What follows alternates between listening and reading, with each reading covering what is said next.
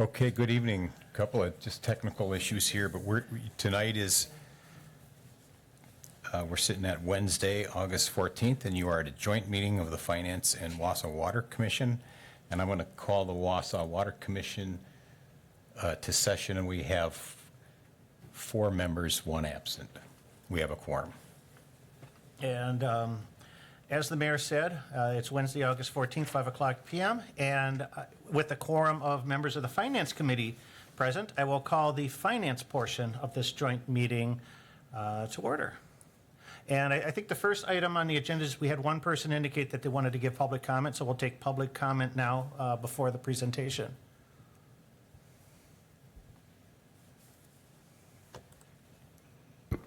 Good evening. My name is Orlando Alfonso. I live at 1015 Brown Street in Wausau. Today you will hear a presentation by Ehlers trying to convince you that the pilot program, diverting water revenue to the general bond fund, should continue, that dwindling reserves of the general obligation side need to be shored up, that the potential rate reduction to the taxpayer if we end the pilot will be minimal, if at all. Why is this? We all know why. It's because our finances are in terrible shape, and the water side has to subsidize the general budget. The truth is that we will not be allowed a rate reduction. Though our general obligation bonds are somewhat but deceptively under control, being under the legal 5% limit of our total tax base, our Clean Water Fund and our Safe Drinking Water Fund loan, $90 million and $45 million respectively, put us in violation of the Wisconsin Constitution. These are technically direct state loans, but they are currently represented on our books as revenue bonds.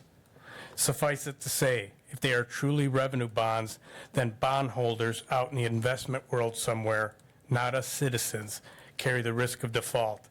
But if they are in fact loans, then we as property taxpayers and water ratepayers are on the hook. The remedies section of the Safe Drinking Water loan that we have in your that you guys have in your packet here today, as it applies to the water meter funding, pages 11 through 13, sound very troublesome to me. And if the water loans represent the biggest portion of the city debt, why are water revenues going elsewhere a good thing? Maybe Ehlers can explain that. Maybe they can also offer their opinion as to whether our city should treat these 2 obligations that it holds as revenue bond issues or direct state loans. Back to water for 1 second. The projected 2024 revenue for water, not including sewers, is $12.3 million. The projected pilot payment is $1.6 million. That represents 13% of the revenue. Also, there's believed to potentially be a 17% water leak.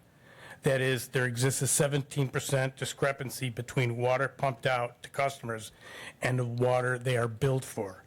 I have no knowledge if this is a result of old faulty meters, but with the current cost of water in Wausau, one wonders if there is an illegal diversion.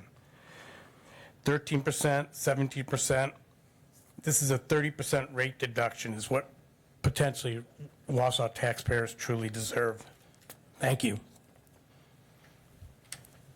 All right, and item number 1 on our joint committee meeting is a presentation by Ehlers regarding the utility financials and payment in lieu of taxes pilot. I do have the presentation. Okay, we got the presentation up, and we have a representative from Ehlers here tonight to walk us through. Sounds good. Thank you, Mary Ann.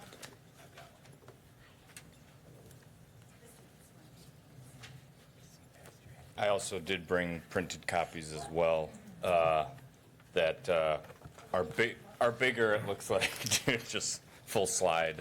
If anybody's interested in that, let me know.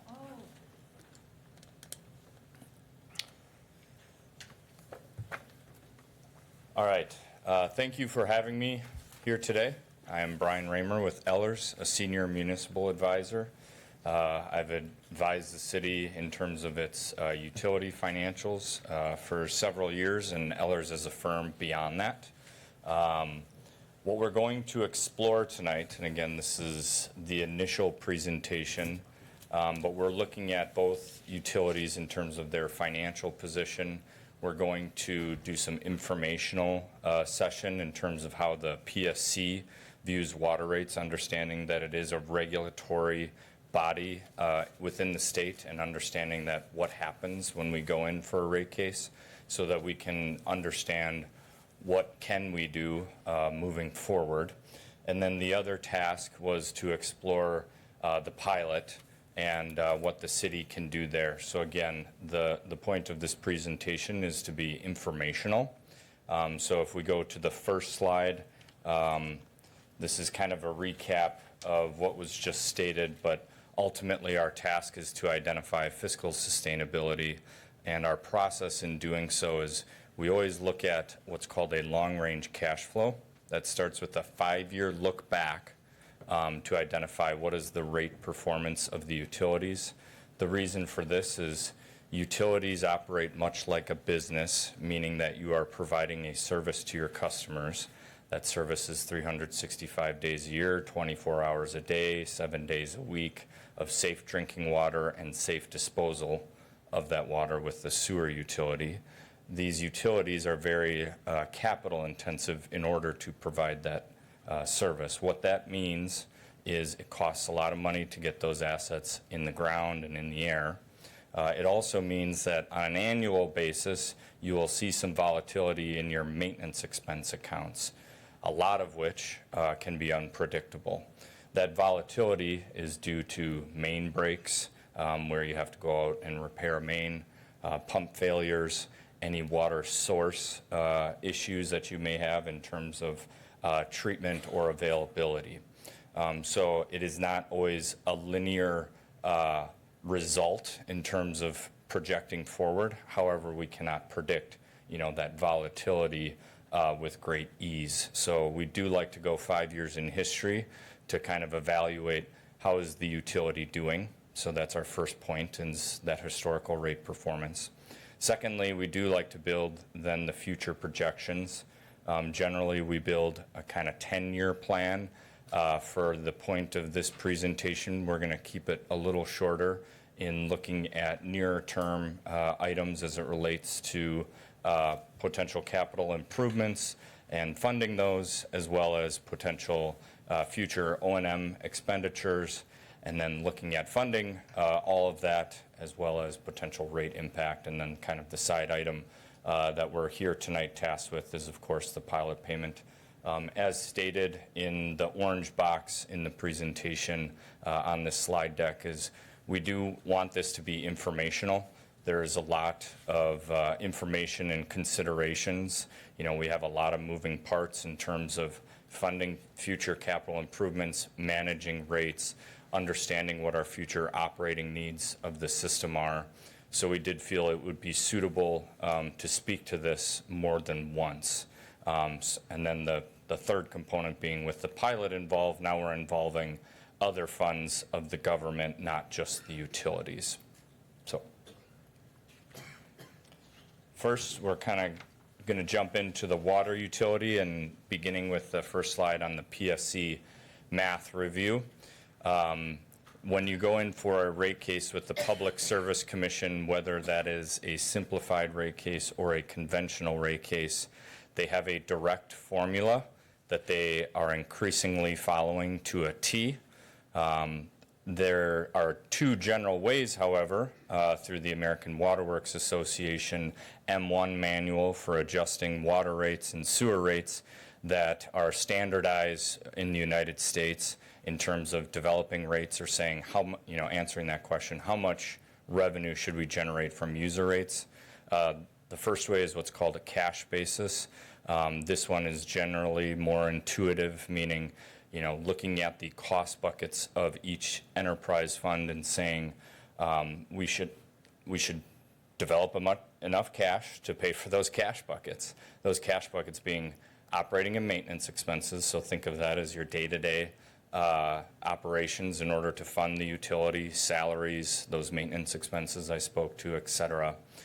Taxes and transfer payments, debt service, and then cash funded capital, which is essentially thinking about if you're either paying for capital for smaller equipment items typically, or smaller capital expenses through surplus or generated reserves in the past, and you're directly paying that with those reserves or that surplus, it's rates paying for it. We want to make sure that we are capturing the cost recovery of those expenses.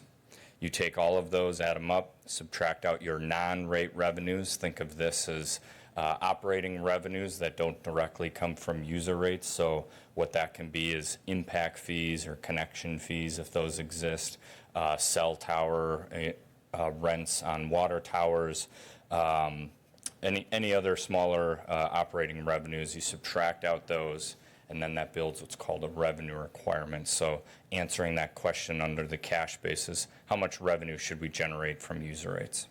The other way to build a revenue requirement, and this is that stringent PSC math, so whenever you go in for a rate case, simplified or conventional, you are going to be beholden to this math. Is they say you have to recover a similar cost bucket in O&M expenses, taxes, and transfer payments.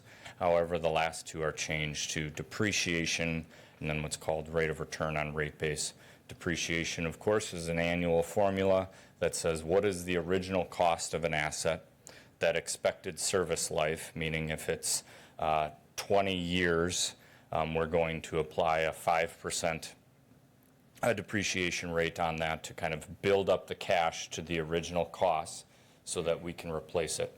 However, under this methodology, it's certainly understood that something that we paid for 20 years probably has a different price tag at the end, right? So we have to build up some other sort of, we have to figure out another cost bucket. So what the PSC and the utility basis that they look at does is build what's called a rate of return on rate base. What this is think about the undepreciated value of the system. So you take your total utility financed assets, you subtract out the accumulated depreciation, so you have the undepreciated value of the system. The PSC sets a percentage that you need to recover on that value of your system, and that is the dollar amount that they add to this equation under rate of return on rate base.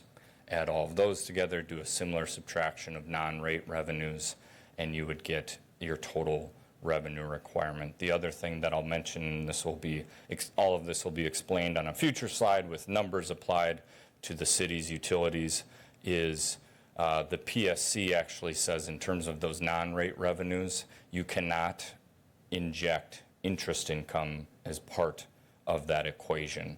So they actually lower, for the most part, particularly nowadays when you can earn more on your cash and reserves, that you cannot include those annual revenues there. Their argument, of course, is that that can be quite volatile. In order to protect the financial integrity of the systems, that should be excluded. Little conservative in my personal opinion, but and should help utilities and should be considered, but they tend to standardize all utilities within the state. So just understand that'll be depicted later and all of a sudden disappear. You know, it shows up in the cash basis, but then disappears in the utility basis or the PSC math. Then on the next slide, this is just more reference material because I know that's like drinking from a water hose. So I do kind of like to provide this slide as reference material, but I'm not going to repeat myself on that. So then on the next slide, understanding that the water utility works through the regulatory body of the Public Service Commission.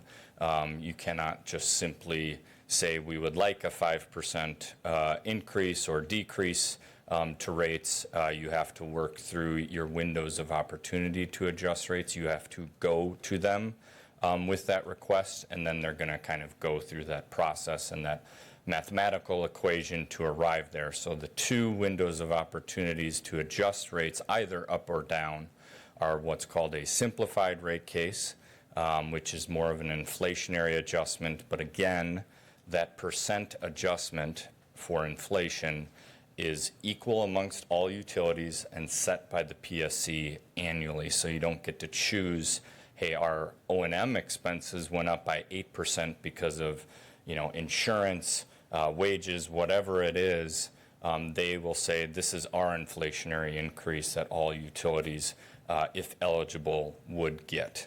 And you can only use that once a year, and then again if you're eligible. So that eligibility is based off of a time framework and a financial framework. The time framework for Class A/B utilities, which is any utility over 4,000 customers, which the city obviously finds themselves in, that you only get, after your last conventional rate case, you only get 5 years to use this. After that 5-year timeline, no exceptions, you cannot use a simplified inflationary adjustment. For the financial eligibility criteria, it's to say whatever our annual inflation adjustment is, let's say that's 5%, if that 5% would to kick you over their rate of return, or basically redoing that PSC math that we walked through, you are not eligible. If that 5% added to your revenue still keeps you under their current benchmark rate of return, then you would be eligible. So again, you have a time limitation. You also have the potential for not being eligible within that window, understandably, in terms of the operating framework of how the PSC adjusts rates. For a conventional rate case, this is the other window of opportunity. This is what was most recently completed in the city, ending in 23, is basically eligible whenever, so you can go in for a conventional rate case, but the PSC will generally want that math. So they're just going to calculate what that math will be, whatever test year you find yourselves in. Right now, that would be what's called a test year 25, in which they will recalculate what your operating expenses are. You don't get to dictate all the time what your operating expenses are. And what I mean by that is we've had utilities, for example, say, we do water tower paintings every 30 years, not every 20 years. That is, $100,000, so we would like to recover $100,000 over 30 years. The PSC has come back and said, no, you have to recover that over 15 or 20 years. So they can actually increase your expenses against something that you can prove we actually don't have in terms of the framework in which we operate. They go account by account and review all of those operating expenses as well, but anecdotally, that's an example there. And then at the time in which you enter the rate case is the rate of return that you are subject to. If we want to proceed. So this is after kind of getting the informational piece of how the PSC looks at it, and then also understanding that technically in the United States there is another way of looking at building a revenue requirement. This is the city's two ways of looking at it, but understand for the most part you should be focusing on the bottom half of this chart, knowing that you operate within the regulatory framework of the Public Service Commission. But it doesn't mean it isn't important to understand where you sit on a cash basis, primarily to prove do we have enough revenue to make our debt service payments. So here, historically, you'll kind of see as we go through those cost buckets in which we've explained, subtract out those other revenues, and then about halfway through the top half of the chart, you'll see that revenue requirement year over year, what your user rate revenues were reported from your financial statements, and then determine a rate adequacy. In both years, 2019 and 22, you were rate inadequate, and then the adjustments were made from the PSC. The other element there is obviously we would like that to look a little more stable, but understand that the PSC process from starting an application, which would be city-driven. Of course, there's a decision to say we're going to go ahead and do a rate application, completing that application, which is a very involved process, about 30 tabs deep in Excel, and filling out that application probably a month to 2 months to complete that. Once you file a rate case, the PSC says we will not get your rates implemented for at least 200 days. In my experience, I've personally filed the most rate cases in the state in the last 7 years. So in my experience, which I've, would say is a lot of experience, 200 days has never been hit. It's usually 8 months on average, of late, 10 months on average, and that's over the last 2 years. So you could go on the PSC's website. This is public information. You could look at every rate case by searching WR dockets and look at rate application filed to rates implemented and do that math.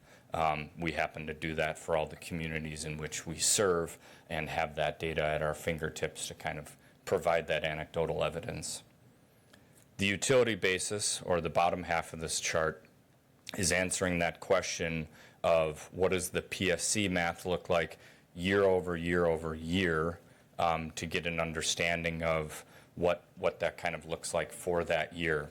A lot of times, however, given the timeline that it takes for the PSC to complete an application, you're kind of advance filing, right? So you're filing in 1 year, but projecting out into the future, likely due to a large project that's going to hit the books in the following year, or maybe even 2 years out from the time that you file. So just kind of understand that lag that exists for the city here. You kind of get back to homeostasis each time by completing the 2019 rate case and the 2023 rate case, so as you're meeting your PSC math in 2020 and 2024, if that makes sense.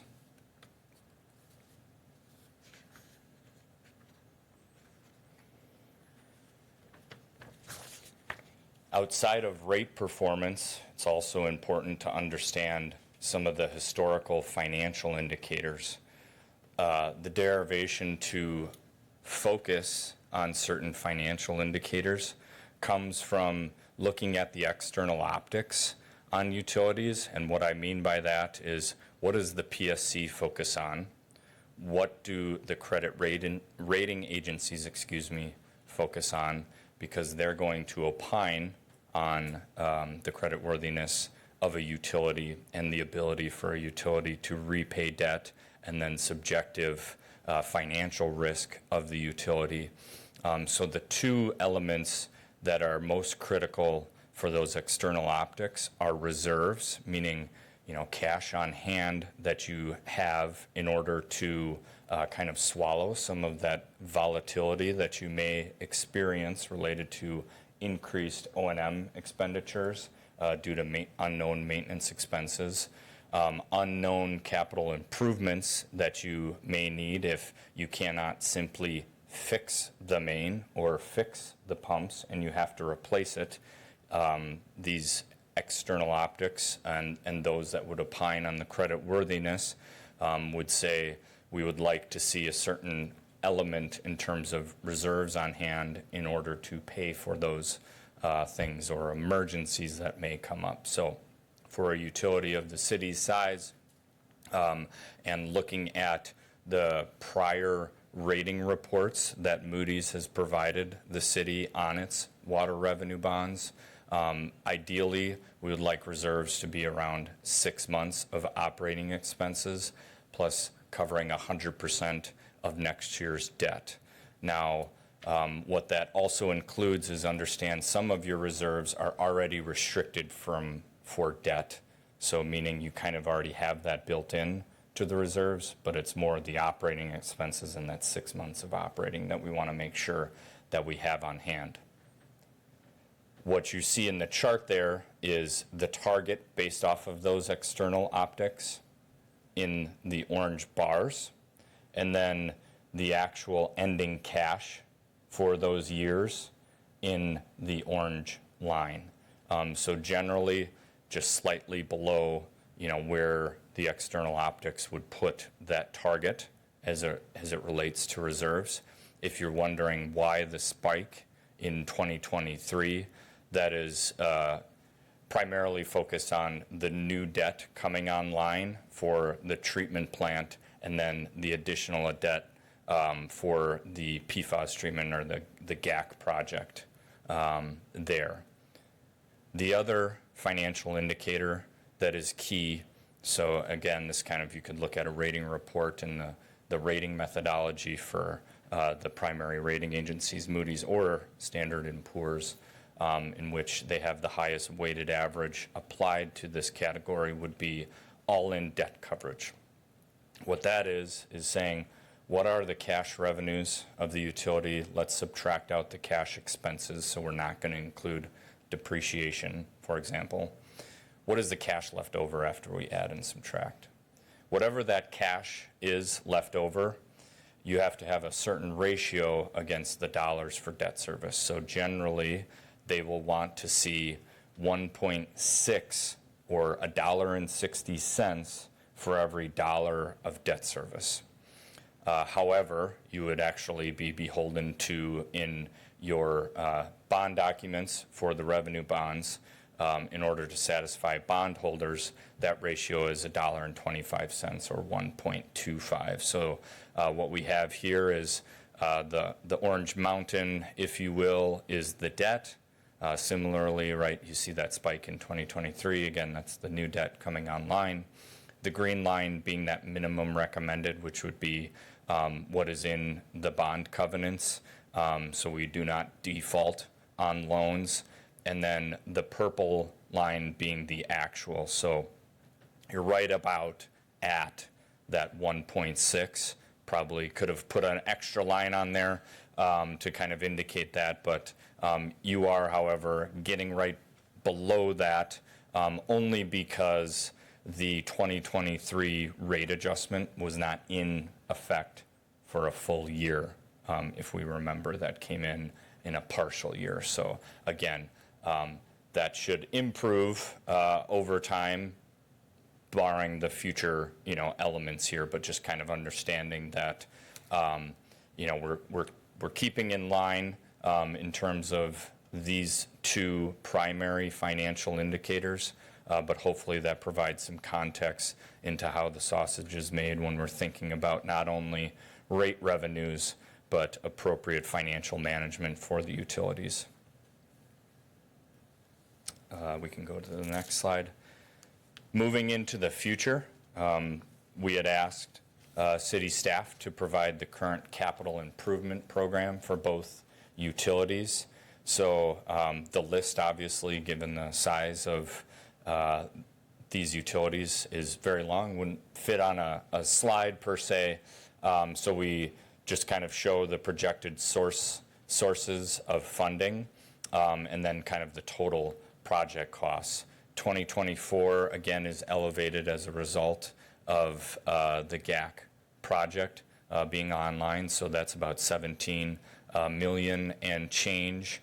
So that's taking up the primary force of that 24 million. And that would also include kind of the Safe Drinking Water Fund loan under the revenue debt that's shown in the sources of funding, as well as the grants and aids. You did receive, or kind of will receive as you keep going, because it's a draw loan, but principal forgiveness on that loan through the DNR state program. The other elements here in terms of program fees, what that is that's the lead service line. So the PSC does not allow for private side recovery of those lead service lines to come through primarily through water rates. So that has to come through your own internal LSL program, however you decide to do that through the city. So that's the element for the program fees. And so that's what's making up the 2024 number for that program fees. Any utility projects that happen within tax increment districts are obviously reimbursed by tax increment revenue, and then cash element where available.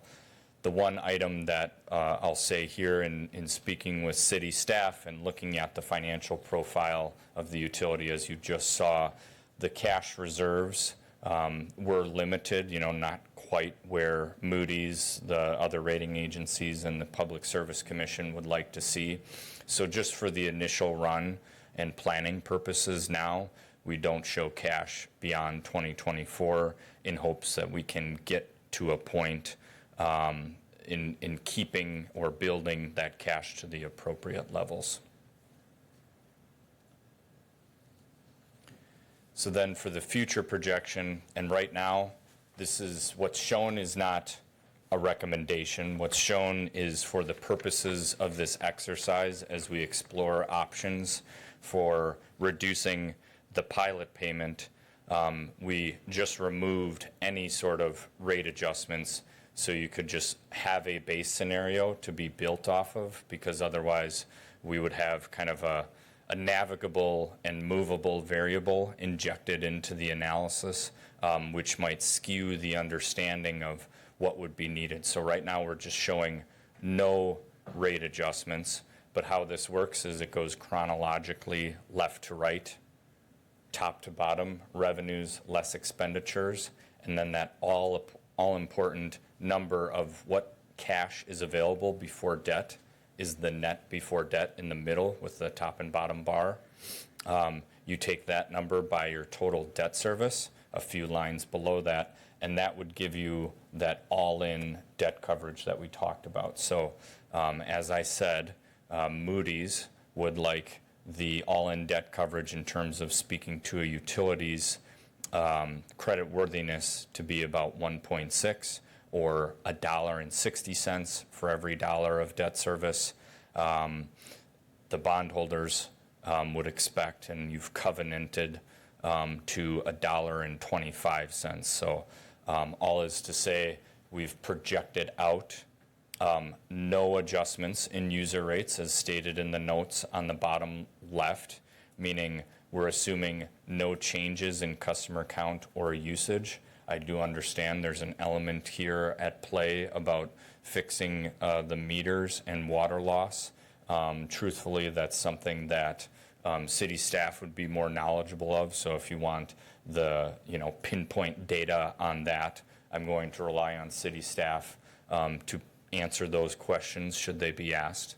The consideration in speaking with staff and the mayor prior to this meeting about, well, can we project new usage and new customer counts? The issue there is it's hard to say, especially in the inflation environment that we're in, what is the additional cost for new users coming online, right? If we have additional usage, we would have additional pumping expenses. If we have new customer counts, we have to then make an assumption for new meters, new services, et cetera, potential main extension as well. So to keep the math simple for a base scenario, the point is trying to eliminate those variables to just kind of build that base scenario, look at what the PSC math would be, and explore those pilot options to just get kind of a flatline sense of what it might be.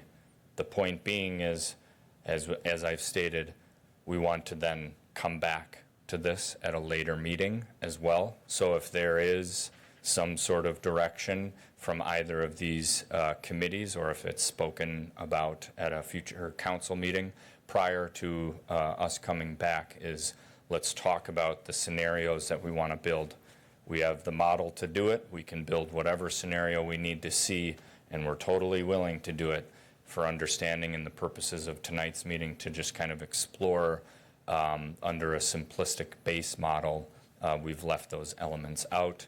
And then understanding without new users, so leaving the new operating and maintenance costs out and looking at the historical trends of the operating expenses of the utility as it relates to salaries, the salary study that was recently completed, and operating expenses beyond that in terms of how much you're charged for pumping just off of base usage and how that increases over time. We've put in a 5% annual inflation on operating expenses to this. Currently, then, the pilot payment is frozen at that $1.59 million. For the current year, we would just kind of keep it at that again to then show what happens when we reduce it, if that makes sense.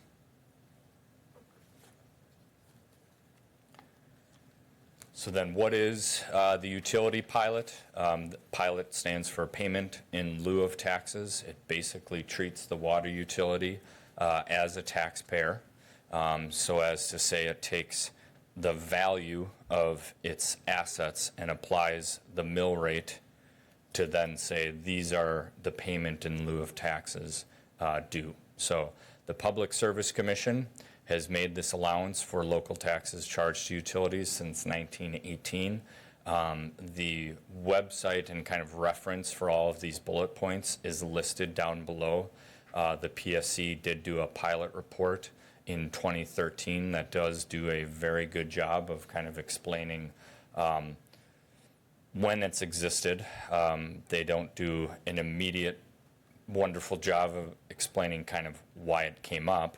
But we've gone back. If you kind of click into all their source material, you can find it within that 2013 pilot report, excuse me. But the original purpose was achieving rough equivalence with privately owned utilities. So just kind of speaking so that that can be understood as to why it exists.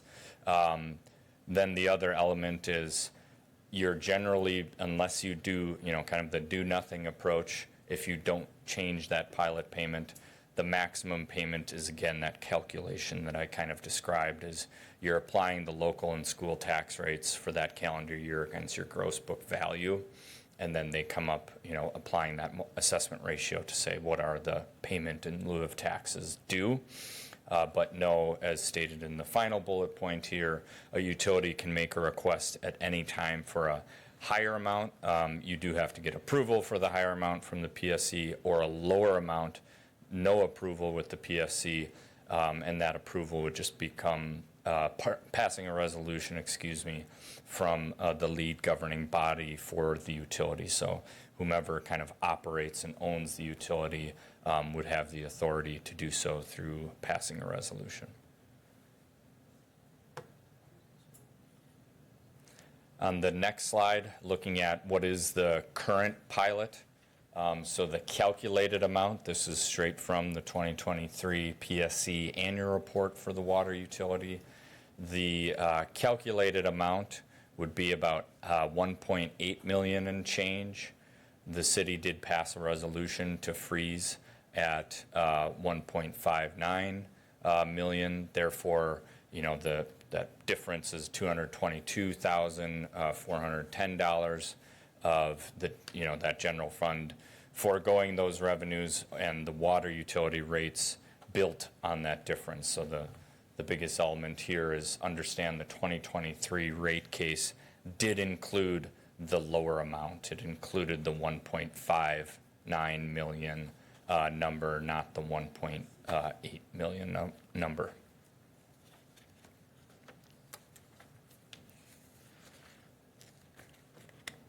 The next slide, looking at some considerations for adjustment to the pilot.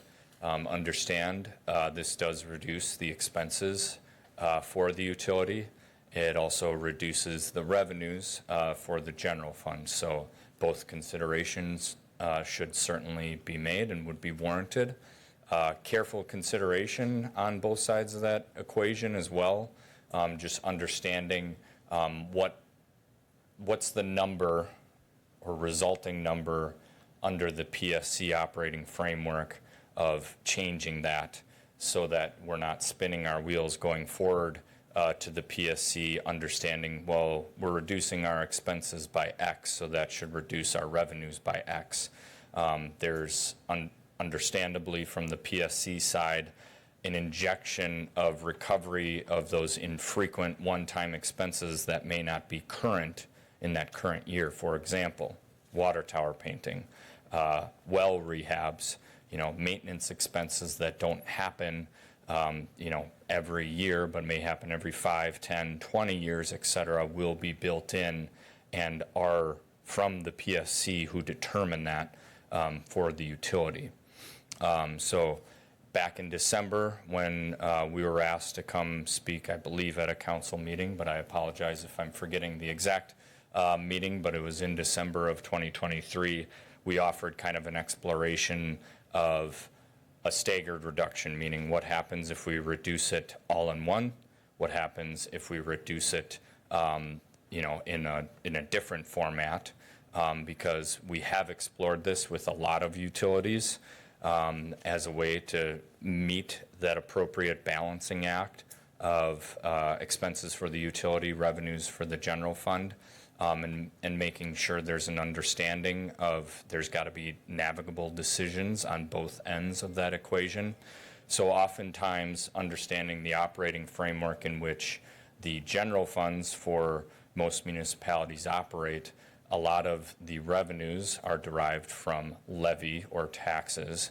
That levy is tied to net new construction under the levy limit statutes that have been in place for some time.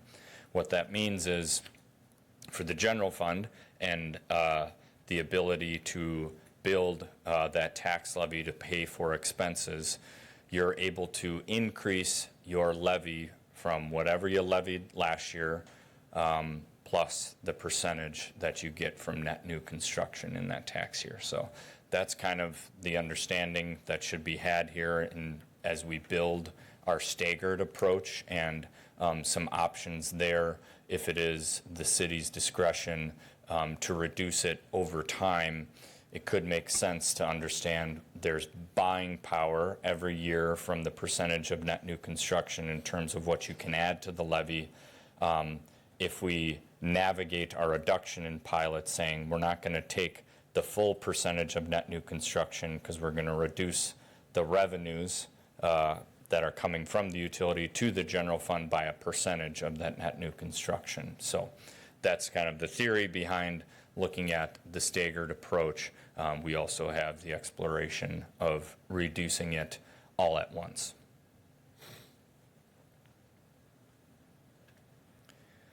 So then building that in terms of what is the buying power of net new construction, we did take at the top here a lot of numbers, but I'm going to kind of just hit the highlight.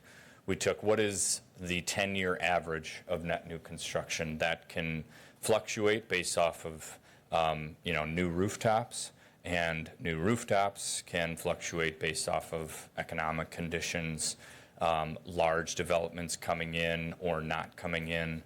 Those can fluctuate. So trying to grab kind of a longer range average in order to get to some semblance of scenario building for this first run, we took a 10-year average, which is about 2.44%, and then we applied that to the future years. We do have the benefit of the recent values coming out, and actually the city for the upcoming levy year 24, budget year 25, that net new construction was 2.465%. So we did actually put that into this so as to say we have an extra data point just given where we're at in the calendar year and the Department of Revenue releasing those valuations on a preliminary basis August 1st, and they will be finalized tomorrow, August 15th. But this is the preliminary number listed on the Department of Revenue's website of 2.465%. One element that I'll say here is taking if we go kind of the bottom left of this slide, looking at levy year 24 for 25 and kind of understanding what is that buying power of net new construction. The prior year's base levy was 28 million and change. That net new construction being 2.465% would mean you would have an additional opportunity to increase the base levy by 691,227, almost 228. Does that kind of make sense? Because this is the framework for how our scenario build will work. Okay. So understanding that additional base levy and saying, we'll kind of take away from that by the reduction of the pilot revenues. What does that kind of look like? So that's what we've built here. So if you go down to the next slide, I've repeated the bottom, chart for that buying power. of the net new construction. Again, just projecting the 10-year average beyond this year, and which is known, and then saying, what if we reduce that pilot by a percentage of that projected net new construction buying power, looking at 25% reduction and 10%. Again, we can slice this 90 different ways, so please, let us know, any direction or other scenarios you'd like to see as well, but just kind of for this base, initial program, we just wanted to kind of show two simple scenarios in terms of the reduction by a percentage of net new construction, and then we also wanted to show do nothing and then reduce the pilot all at once, and what those implications are to the Public Service Commission's math with a base scenario of what your operating framework is projected to be for the next 5 years.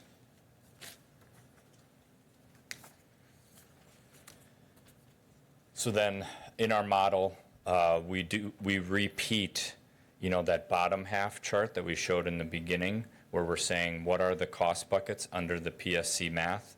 We'll freeze the rate of return where it's at today, which is about 6.2%, to build to say what is the future PSC math and the resulting rate adjustment for each scenario. So we have 4 scenarios here. No reduction in pilot, so that's just kind of operating status quo. We just keep it at the 1.59 million. And the percentages that you're seeing here is answering the question, if we went in for a rate case, what would the adjustment be under these assumptions? So no reduction in pilot in 2025, that adjustment would be about 13.5%, in 26, 20.6%, and et cetera. I'm moving left to right on this chart for the top line, which is no reduction in pilot. If we reduced the pilot by 10% of the projected net new construction, those adjustments would go down slightly, right? Just by the reduction of, the 100,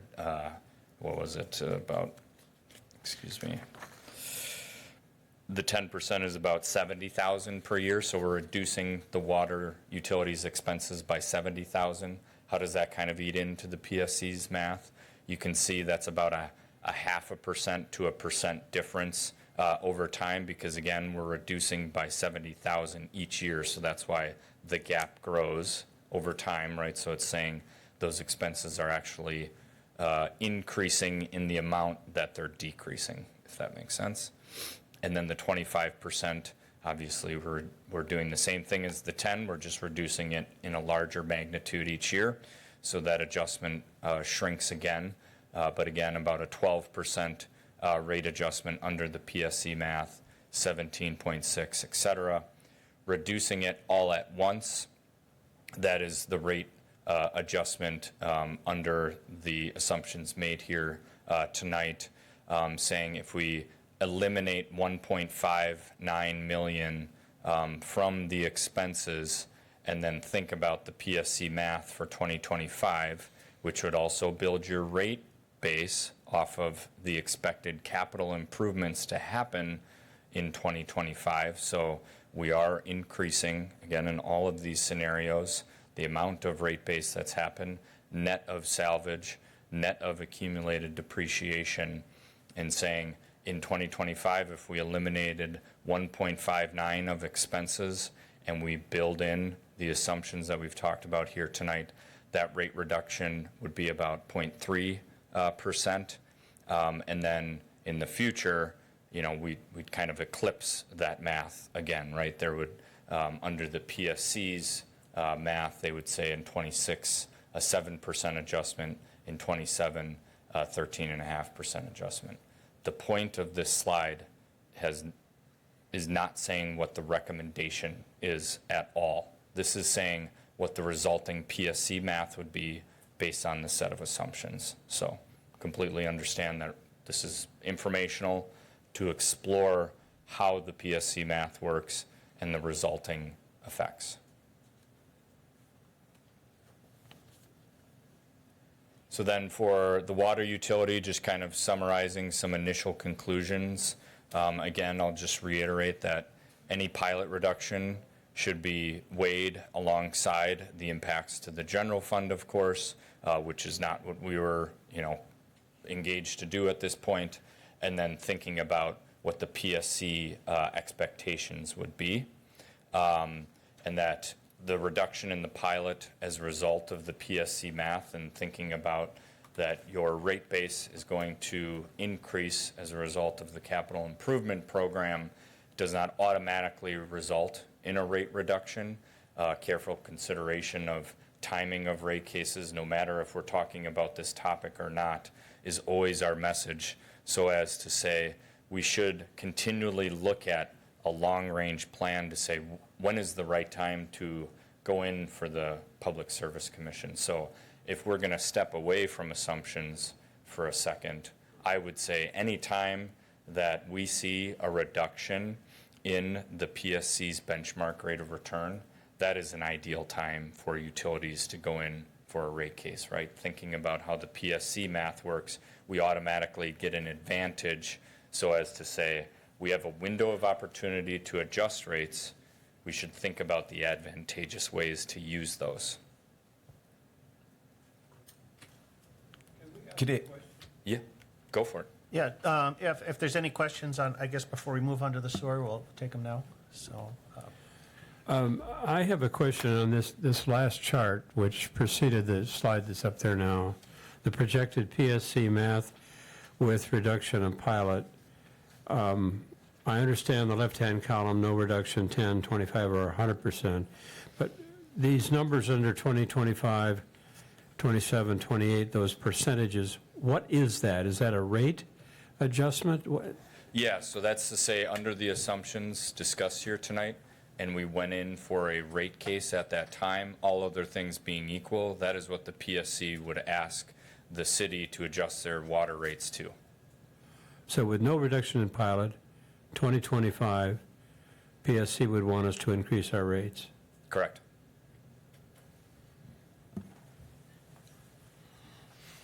Thank you. any other questions? Does seem counterintuitive, Jim. I hear you. Oh, but you mentioned your rate of return adjustment. When do we see that, or how do we see that coming? How is it announced? Sure. Every February 15th, and I actually think it's based off of like the second Thursday in February, because I've noticed that it, 14th through the 16th generally, they come out with their annual rate of return for the year, so they'll set that benchmark. That's a public announcement on a docket. I can give you the docket, because if you subscribe to it, then you automatically get sent an email of what that rate of return will be for the year. I personally subscribe to the docket so that I can be in tune with where the PSC is thinking.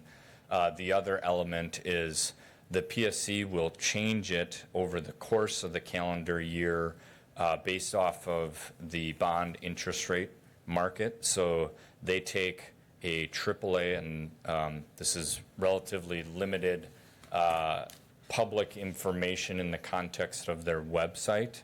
They'll speak to it in the context of an individual rate case. So they'll argue with me that it's public because it's posted in a docket. My point is they should just make this kind of more widespread news, but they will adjust it over the year.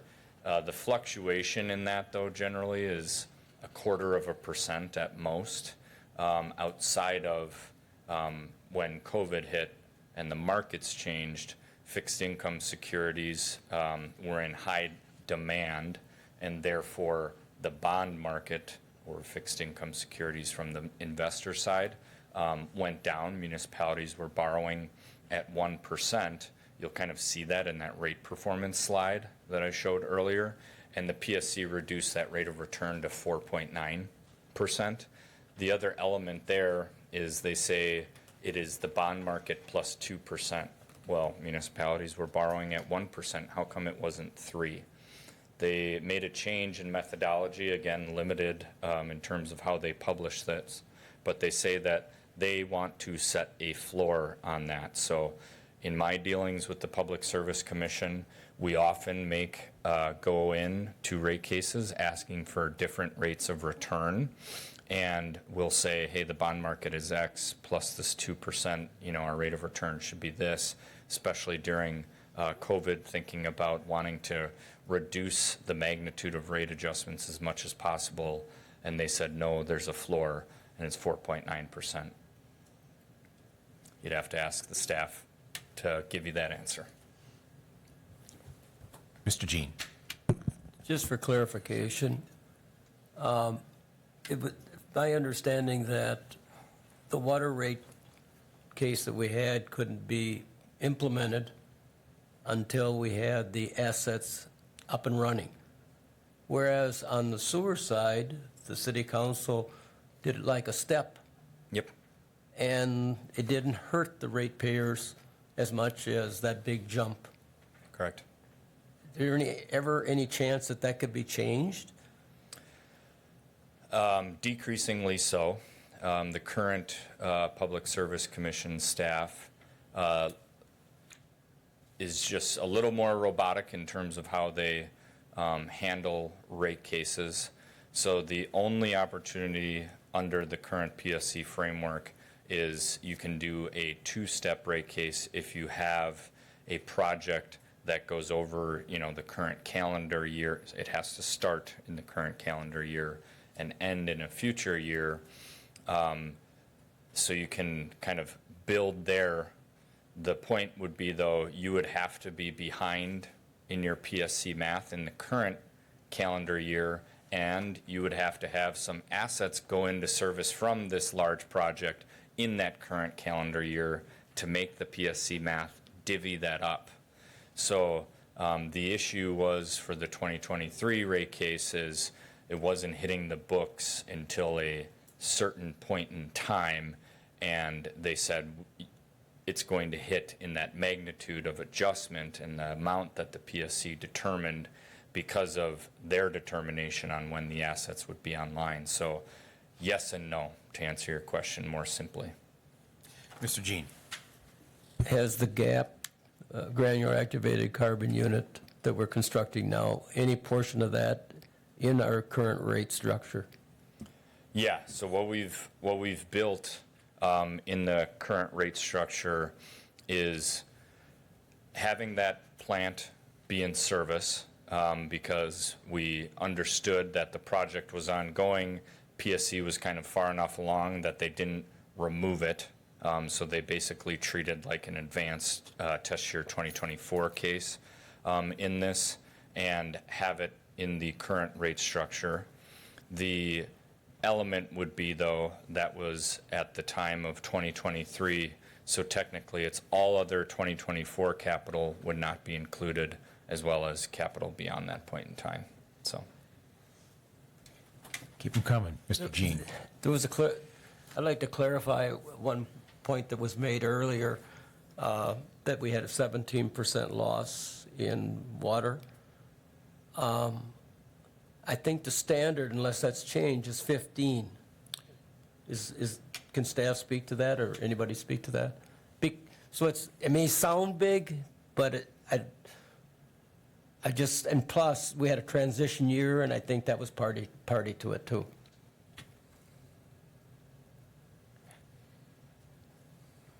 I thought it was 10, but we should be shooting for single digits.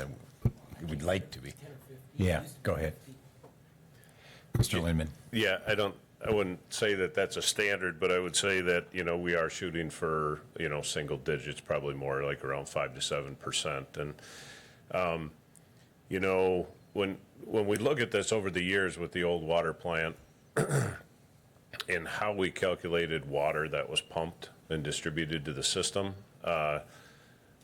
it's not a full estimate, but an educated estimate based on pumping times, and the meters weren't that accurate. Obviously now with the new plant, everything's accurate, and those meters have actually been calibrated since. So we know that the water that we're pumping is accurate. We're not aware of any major leaks in the system. And we do correlations or leak testing on a biannual basis in certain in different sections of the city. And we have been doing that for multiple years. So we have really narrowed it down to the fact that I think we just have dead meters and meters that just aren't reading what they should. So there's a significant number of people out there who aren't paying for all the water that they're using. And so that's kind of the other part of this is how do we get back to generating that revenue, that the utility is actually should be getting. So, yeah. Thank you. Water Commission, any other questions? Any questions on the finance side? I do have one yet. Just the timing thing. I know we don't like timing markets, but we're required to set the pilot in November, end of November when we set our budget. So how do we work through that, knowing that we could get a change in the calculation come February? The recommendation at this point, and I would say small r recommendation again, because I would be to explore it as it affects the general fund. That involves, the full council. I think at the end of the day, if the goal is to reduce the pilot to get it out of the water rates, it should just be looked at as what's palatable on the general fund side. Again, we didn't explore that. We weren't engaged to explore that. You're going to explore that as a result of your 2025 budget practices. So looking at what's feasible for the general fund. Beyond that, you could say if there is a magnitude of adjustment as it relates to the rate of return, as we get that information, it would just be on us, Ellers as a firm, to keep you apprised of that. I'd offer again, city staff or any, council or committee members to subscribe to the docket in which it is publicized at what that rate of return is. But if there's significant market movements, we're talking to city staff across the state about, debt issues, refundings, things like that. So we're going to be pretty aware of it. The city, would be pretty aware of it in terms of all of the discussions we continuously have. But right, it would be almost impossible to time, because if we could predict the bond market, I'd probably be on an island somewhere. So. Okay, Alder Tierney? Or, excuse me, Alder Killian? Sorry. I'll answer to anything, Mike. Okay. I think it's just a yes or no question. We talk about the effect of reducing the pilot on the general fund. If the city cut some unnecessary spending, would we have to worry about that? It's a 2025 general fund budget discussion, but Yes or no? I mean, feasibly, yes. You would be able to figure out revenues against expenses. Yep. Thank you. Alder Tierney, there we go. Yep, you saw my hand. And I don't know if you can answer this question or if it might go to Mary Ann. We're looking at, 17% of water distributed but not billed. So we're going to replace those meters, hoping to recover a percentage of that. Say we recover 10%, and we go down to 7% of the distributed but not billed. How much money, how much additional revenue would we make or would come in? So, because these people are now paying for their water usage correctly. Do we have an estimate on that at all? I'll defer to staff on that if you have it.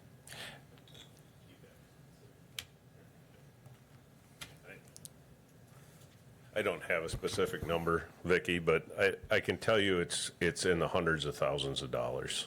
And so we're not talking about just, $10,000, $20,000, $30,000. We're talking hundreds of thousands of dollars. Okay, Yep. so I guess my question is, we reduce the pilot tax, but we're making additional revenue by recouping some of that money that we weren't collecting on the water usage. Would that be a way to recoup if we lower the pilot? And I would have to refer, right, because it always comes back to this PSC math, right? And we're able to replace meters, so many a year. We have to purchase them, there's a capital expense for that, which you see later on the finance agenda. But then, as we start generating those revenues, right, again, it goes back to the PSC math and the test years and all of the data that Brian's been talking about, right? Unfortunately, it's not as simple as like when we just look at the sewer rates, right? And we say, this is our capital expense, this is what we need to cover, and we can set those rates like we did over a 2-year period and escalated those in, and the sewer's in much better shape because of it. But we're tied to the state regulators on this, unfortunately. So it's a timing issue. We definitely need some time to do both of those, right? To look at the pilot, to look at the general fund, and then also for us to have a way to recover some of those funds, which will take time.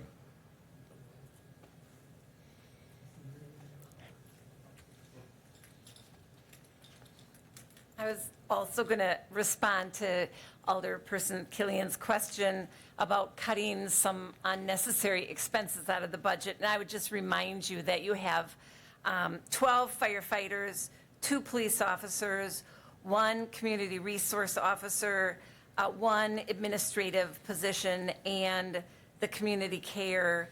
All of these have temporary funding currently.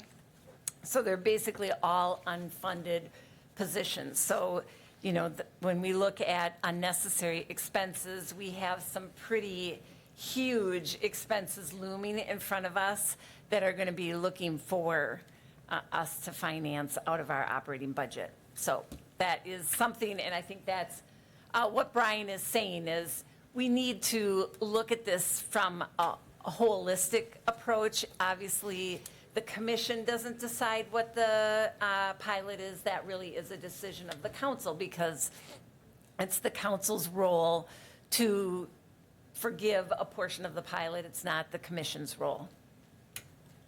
Thank you. So I think we're going to get into the sewer part here with Brian, but I would like to address Alder Tierney's point. We definitely want to collect that money. If it's 10%, just my rough math thinks that's possibly 1.2 million. We're billing 12 million roughly. So somewhere in that high hundreds of thousands, and we're gonna find meters and be aggressive on getting those old meters replaced and start billing appropriately. Okay, if there's nothing else, let's keep things moving and go on to the sewer side of things. Yep. So. So yeah, if you want to advance, there you go. Sewer utility. On the next slide, I don't have to go through how this works again, so understand I kind of skipped some of the similar slides that would have been injected if it was sewer only, in which we explain the 2 methodologies of building rates. Here, kind of looking at the audited financials that we had for the sewer utility through 23 and what those results are. The point that I want to make here is while on the water side you focus on the bottom half of this chart, on the sewer side you get to choose. Generally, it would make kind of it would be more intuitive to follow the cash basis, understanding that what we want to do at the end of the day is be able to have revenues that support the existing and proposed obligations of the utility whenever we're setting rates, and we get full authority of setting those rates, and then we have a standardized practice of implementing those rates through your ordinances. So the point here is the utility, the sewer utility through 23 is kind of at a break-even point. Again, those adjustments have been built up, and overall the fact that you don't have the regulatory authority saying what the math should be, there's flexibility here. If we want to go forward to the financial indicators for the sewer utility, again, I'm not going to kind of repeat the message as to why these are the two primary indicators, but just say, as you can kind of see, as shown on the slide here, the utility is in a better position when compared directly to year-over-year results to the water utility. Again, that's because we were able to implement, as I believe one of the commissioners said here, that you can implement kind of at the appropriate time and build right to the place we're going, instead of kind of this delayed Public Service Commission framework that's worked in, and just kind of resulting in larger magnitude adjustments that generally happens with large projects based off of how the PSC math works. On the sewer side, we can build for large projects. So the one element I'll say is for 2020 and the existing debt, there was, I believe, a refunding that happened either of interim debts or existing debts at that time. So technically, the Orange Mountain for all-in debt does look high, but that's actually should be reduced by the debt issued to refund the existing debt. So don't look at 2020 as all negative there. But 21 and beyond, you'll kind of see everything's going in line because we built that plan to do so.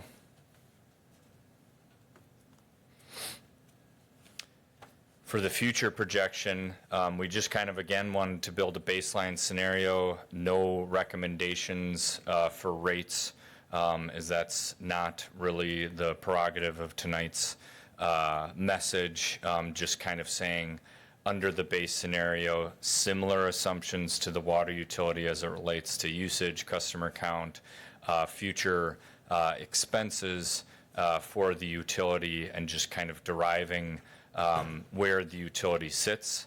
The element that I'll say here is the sewer utility has this pilot payment as well in the amount of about $500,000.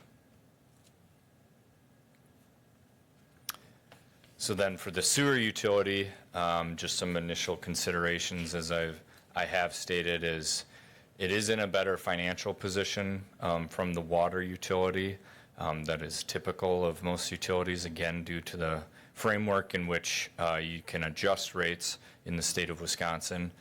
You don't have that regulatory hurdle of the Public Service Commission, and that's not supposed to come with negative connotation. It's just supposed to, respect reality. The pilots, around that $500,000 amount, pilot reductions could be explored in the same manner that we showed for the sewer utility. I think we would just kind of want to, get direction of what would the goal be for the sewer utility in the future as it relates to the rate setting methodology. Since it is wide open, we don't want to make that initial assumption because we don't have the PSC math to deal with. I would say it's typically our recommendation to follow the methodologies of those external optics outside of the PSC, meaning we're really focusing on all-in debt coverage of 1.6 or $1.60 for every dollar of debt service there. But again, in terms of tonight's presentation, we're not making any recommendations of don't reduce or reduce. We're showing the results of initial scenario building and saying the recommendation is to at least just consider, go through your general fund budgeting process, have this in mind, and move forward to make your decision framework or build your decision framework to understand, reducing one reducing one side of the equation does reduce another side of the equation. So make those considerations. All in all, you could obviously surmise that there's probably more control on the sewer side in order to do it to more quickly navigate, for example, rate adjustments appropriately. So prior to that general fund exploration happening, I would say, it'd be hard to say what is the percent amount. So once that, your budget workshops happen, our suggestion to city staff was to say, come back with the kind of pilot reduction that, the city would decide to do, and then we can recrunch and revisit this to show results under the parameters kind of discussed tonight. You could also give direction on some other scenarios you would like to see, right? I kind of explained that we wanted to use the most simplistic scenario possible. Obviously, there's 9 balls in the air no matter what we do, but understand that just for tonight's discussion, trying to keep it as simplistic as possible so as not to skew results. But for example, if you were to say, let's inject the 10% increase in revenues due to realized usage as a result of the metering program or something like that, we can inject that into the analysis. Or we have our new expenses explored as part of our general fund budget workshops. This is what we think the pilot reduction will be. We can throw that in to, water, sewer, or both. So. Any questions from finance? Any questions from finance?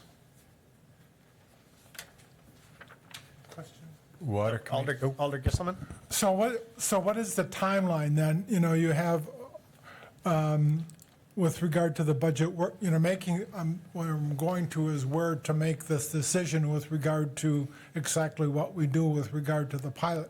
So is that thus part of the budget workshop scenarios, or does it really have to come before that? Or, because I'm sure we're thinking about budget workshops as we speak. Yep. So where does that come, the information gathering, which tonight was, and then most likely some more. So where does that decision with regard to the pilot, maybe from finance, where does that sort of have to land in preparation for budget workshops as far as you're concerned with regard to making a good decision? Sure. I would say at the point at which you have pencil to paper on a draft budget, that would be a pretty indicative data point to understand what sort of reductions in pilot would affect the general fund, in terms of reduced revenues, because you've built an expense budget and you've built in that assumption. So at the point in time that would be developed, all with the understanding that any pilot decision would come from a resolution of council. I believe that happened on a timeline with your budget adoption last year, but Mary Ann, you could correct me if I'm wrong. Okay. So you would have, likely, and that's probably planned for November? Yep. Yep.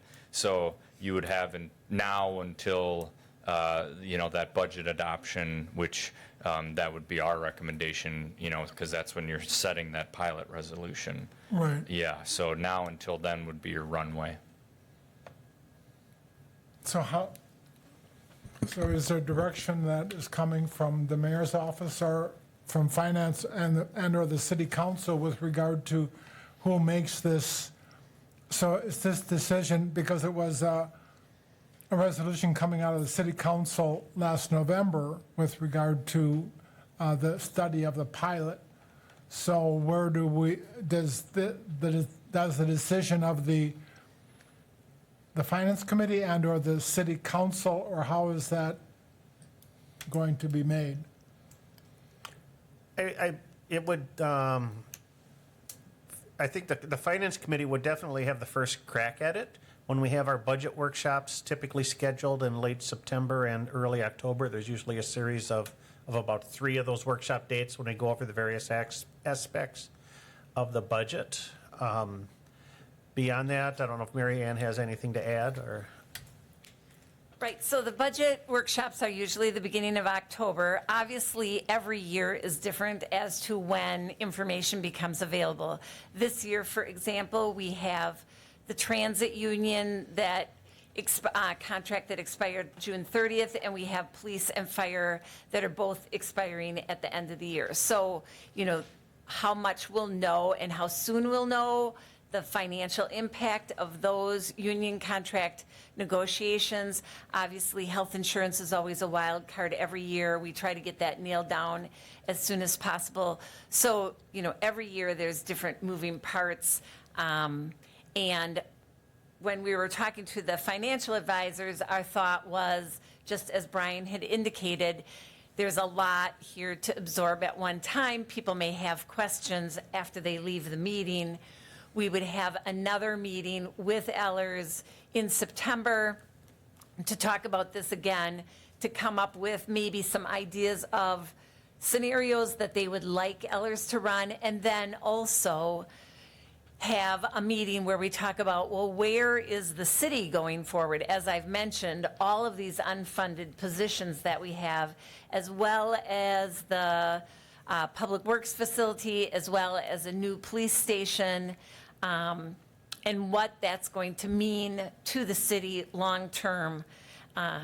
So have that also in September, so that when we started our budget workshops in October, you would have sort of the 30,000 look at things first, and then we would get into the granular nuts and bolts of the budget. So that was kind of our thought process. And I also think that just repeating this over and over again really helps in the learning process. Anything else from finance?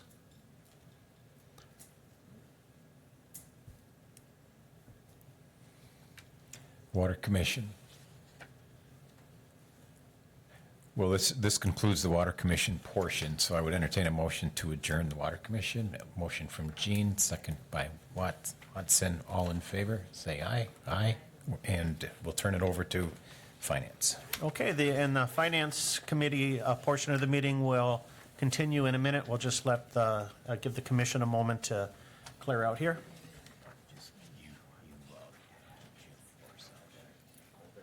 Oh, I can, yeah. Yeah, sure.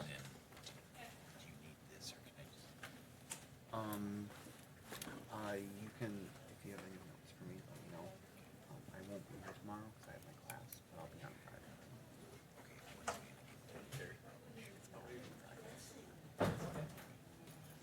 But, let me know what, anything you want X out of there, you'd have to talk to them. Okay. Then I could get that out tonight, just the agenda though.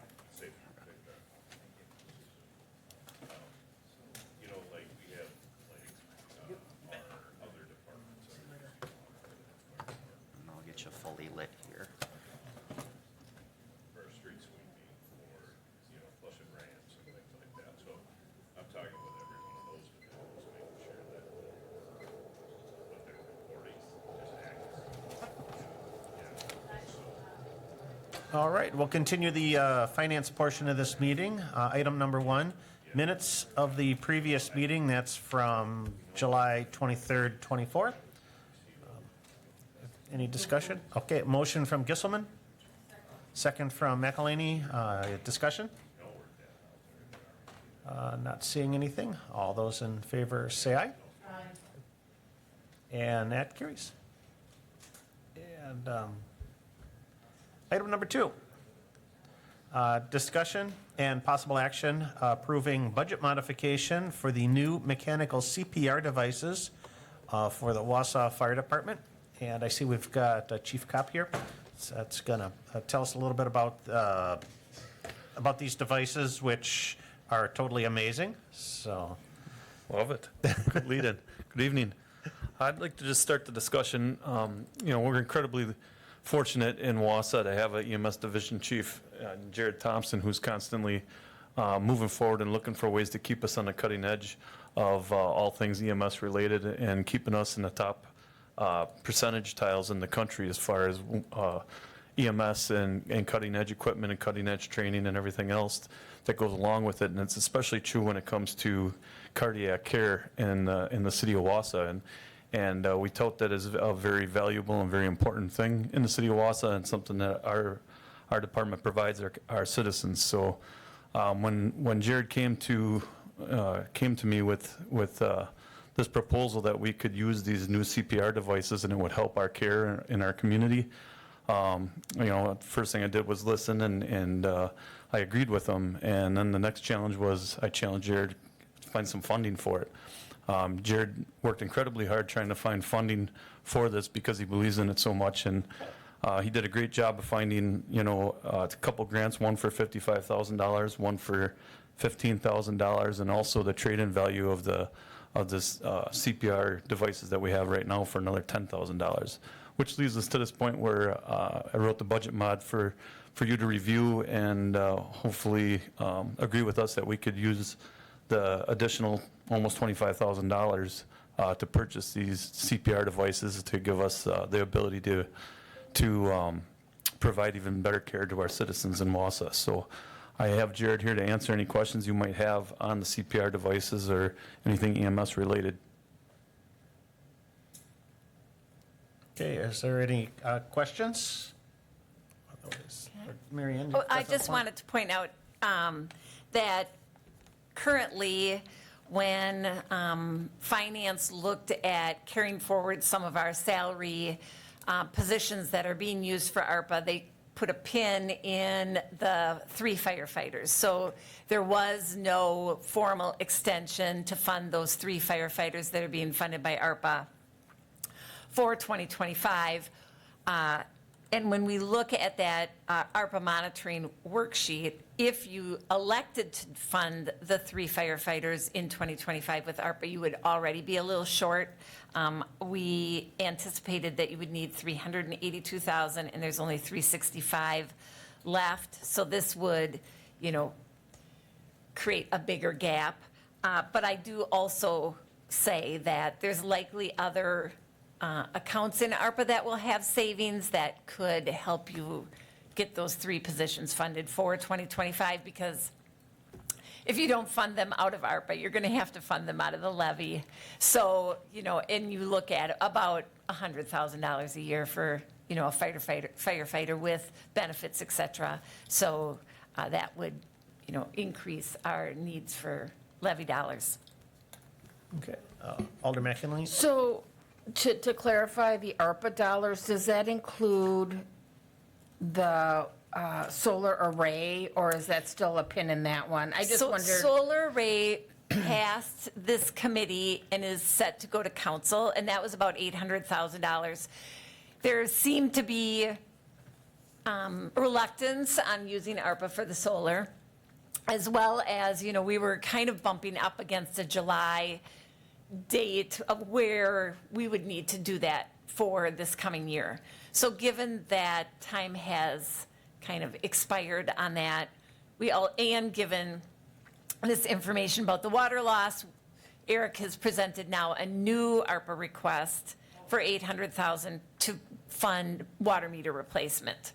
So that $800,000 you can use it for lots of different things, but you do have another request out there now to replace the solar. But solar would go to council next week, but I think because of the agenda, they've asked us to push that off until the following council meeting.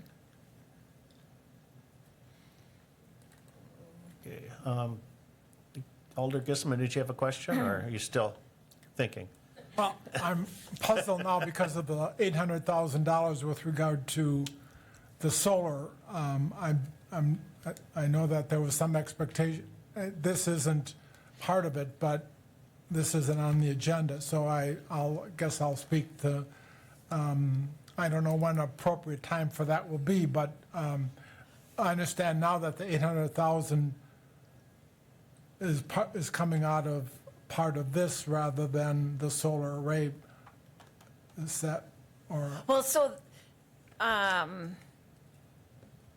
just need a little bit of a clarity with regard to the $800,000 that you were going down, Mary Ann. I don't mean to. right. That's fine. So We can there's pass. We can pass. $365,000 available yet to fund the firefighter. They've had several vacancies. They're really having a hard time keeping their positions filled. We've been funding the positions when we do have them out of the SAFER grant. So these 12 new firefighters, 9 of them were funded from the SAFER grant, and 3 of them were funded from ARPA. So we've been trying to fund the SAFER positions first, because those are additional federal dollars coming in to the city if we use those SAFER funds.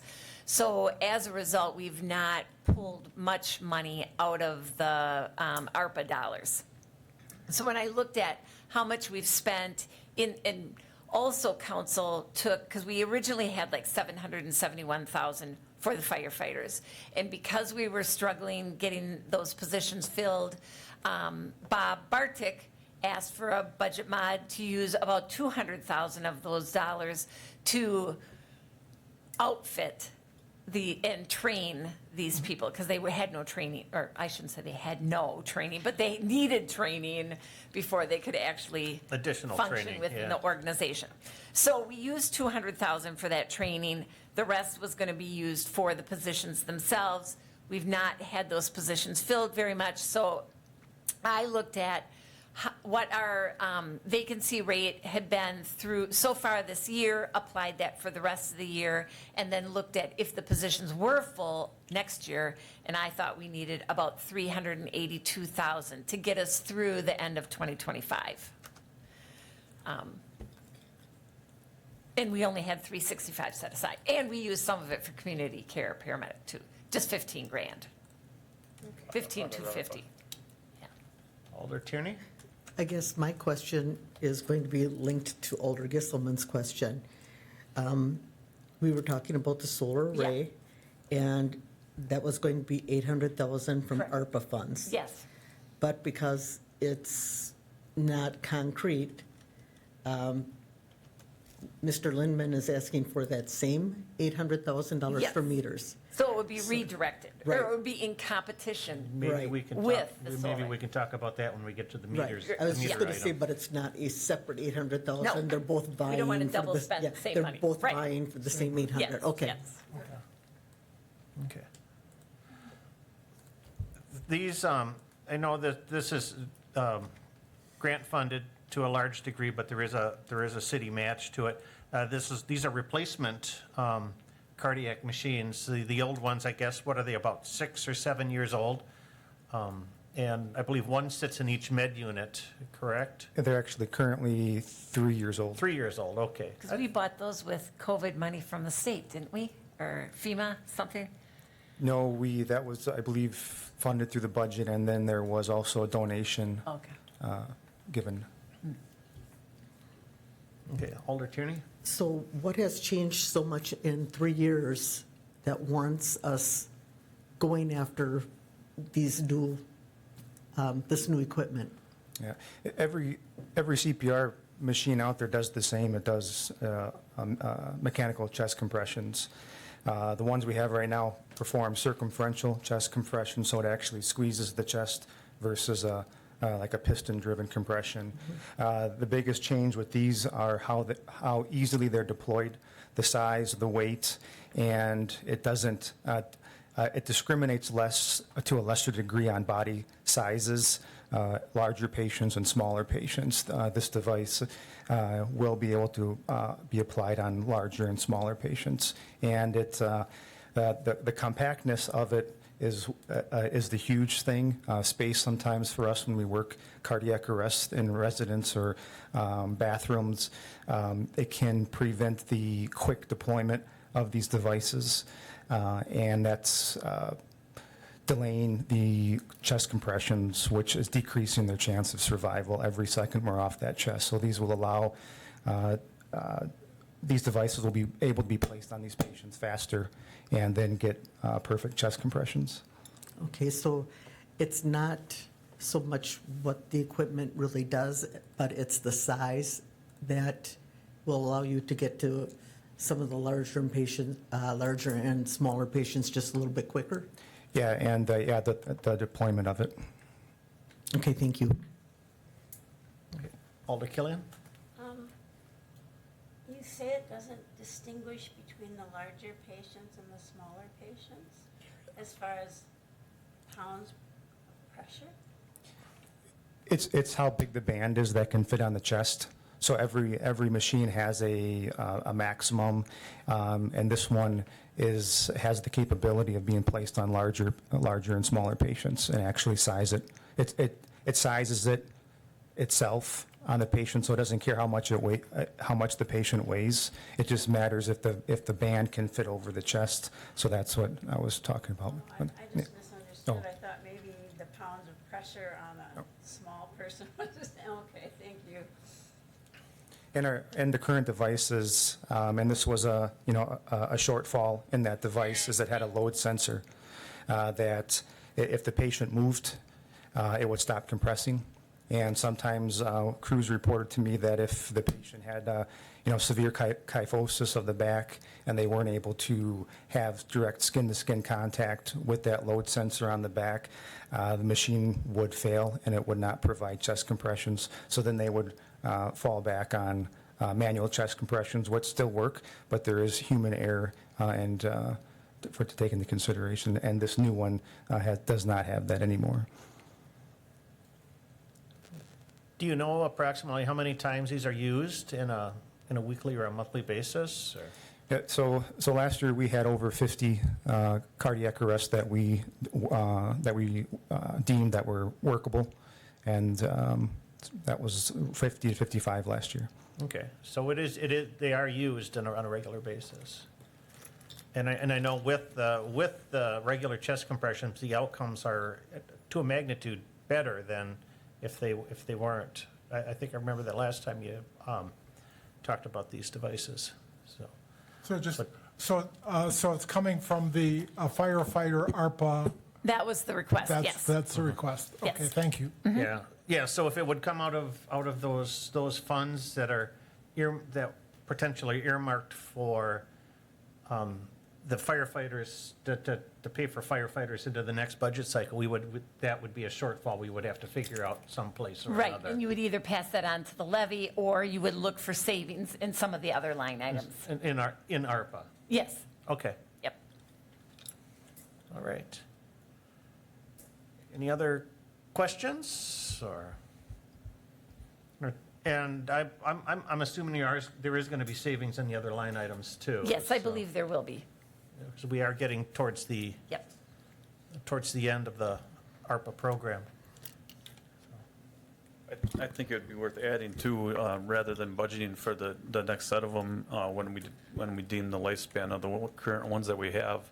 We're talking about a savings on the back end, whether it's 2 years down the road, if we continue with what we have compared to taking advantage of the funding that we have right now from some of our stakeholders in the community. So, I would just add that too, because it usually has to be budgeted for items like this for us every so often, every so many years. It is something that I think the last cycle we've seen this come through CIP, I know previously, so.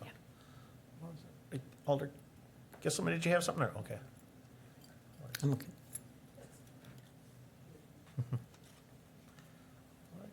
Otherwise, and if there's no more questions, I'll entertain a motion, or? All right, a motion from McElhaney to approve the budget modification for the new mechanical CPR devices, and a second from Killian. Discussion? Not hearing anything. All those in favor say aye. Aye. Opposed? And that carries. All right, thank you. Thank you. All right, and then item number 3, a discussion and possible action regarding ARPA funding requests and related budget modifications for water meter purchases for Wausau Waterworks.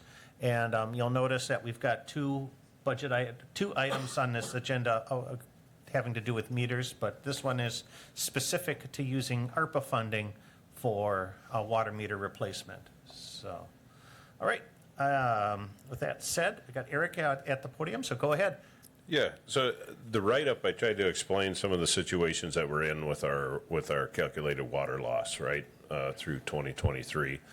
And what we've determined would be the best way, or the majority of our water loss, is coming through either our dead meters or our meters not accurately reading, especially at the low flows. And that's been proven with some of the meters that we've been pulling out and testing. Every meter we pull out and replace, we test it. And a lot of the older ones that we're pulling out right now are not reading low flows.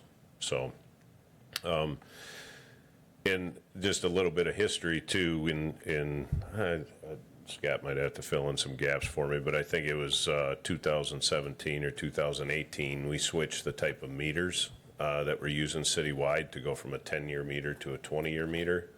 And so there's a lot of reasons for that. Obviously, we have more time to replace them, a longer life meter, less capital expenses, those types of things. But when we started replacing those, during that about 2.5, 3 years of COVID, we weren't able to get into homes, right? So there's a significant amount of time of that, and then during that same time, we were not able to get meters. And so I think we had 8,000 or 10,000 meters on order for probably the last couple of years, and they just started coming in over this past year. So, and they're not all coming in at once, they're coming in 1,000, maybe 2,000 at a time, along with our larger meters as well. So,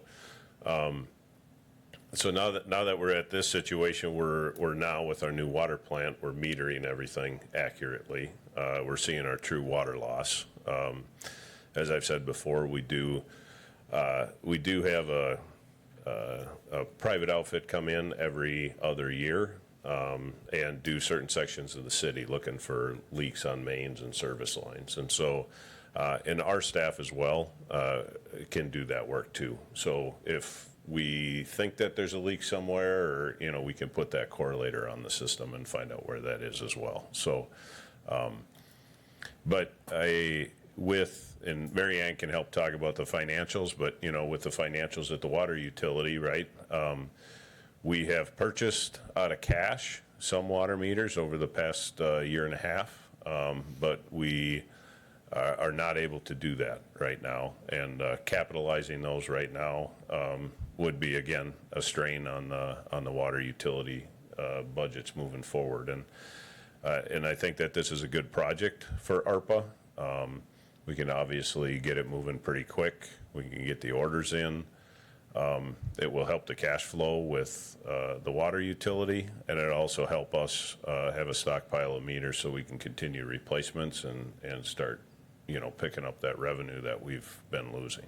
So I would just add that when we were going through the financials with Brian Romer from Ellers, he was like, yeah, the water utility cannot afford to buy these meters. I think the other thing, right now, we're managing 2 meter reading systems because we have to be able to read the old Neptunes and the new census. So, that we're paying for software for 2 reading systems, which, that's a redundancy, and there's inefficiencies there. And it is then preventing us, there has been some interest to go to monthly billing, which we can't do under the current situation because, of the just difficulty of managing the multiple reading systems. And I think the other thing is when we go to the new meters, we would be able to implement where the meters will talk to the software and the residents will be able to go on and monitor usage sort of interactively, which I think will help them if they are interested in, like looking for leaky toilets, how much watering their garden costs, those kinds of things. My dad used to do that because he used to monitor the electricity when I came home from college. And he'd be like, this is when you came home from college. This is when you came home from college. So there are fathers that like to monitor the utility usage. So I think that would be a valuable thing too. Okay, Alder McElhaney. Couple of questions. How many meters do you think need to be replaced? I'll let Scott help me out with that. He's in this day to day.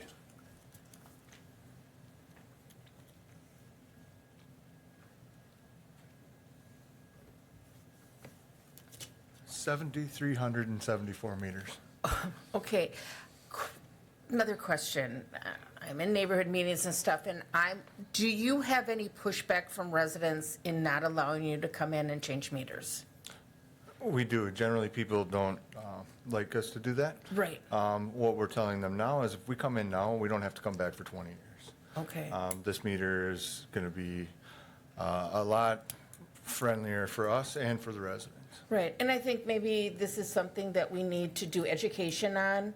I've just heard it personally that I don't let the water department in, and then I get calls that I'm not using this much water, what's happening? And I first said, when was the last time your meter was changed? Because I witnessed that when I moved to my new house. I said, they came in, they go, oh, it's really old. And they came in and there was a change, so, and that was 2018. But I think that we all have to do some education to encourage people to get these changed over, because it's going to end up on somebody else's bill. It doesn't matter that we have to pay the bills. So if people aren't paying their fair share, it hurts all of us. And do you have the last question is, do you have, what is the manpower in putting these in? I guess, can I ask for a little bit different? Well, what are I'm you just looking for saying, for the I mean, manpower? you know, like, are you dedicating certain people just to do the, I mean, that's a lot of meters, 7,300. if we get What the is, funding. I mean, what is our time frame that you would like that to be done, and how are you going to staff for it? We would make it a priority. I would look at probably putting 3 full-time positions on it, so we could be looking at 20 meters, 24 meters a day. Because once you get into the house, it doesn't take long to change a meter. No, and then when we're in the home, we do a backflow prevention check, and we make sure that the customer's happy that they don't have any other leaks going on in the home. It's a regular service call, customer service, trying to make some better relations with our customers as well. Okay, okay. Alder Tierney? My question is, say you have one of these peoples with these old meters and their water bill is pretty nominal because it's not reading correctly. There's really no incentive for them to let you come in and change the meter, obviously.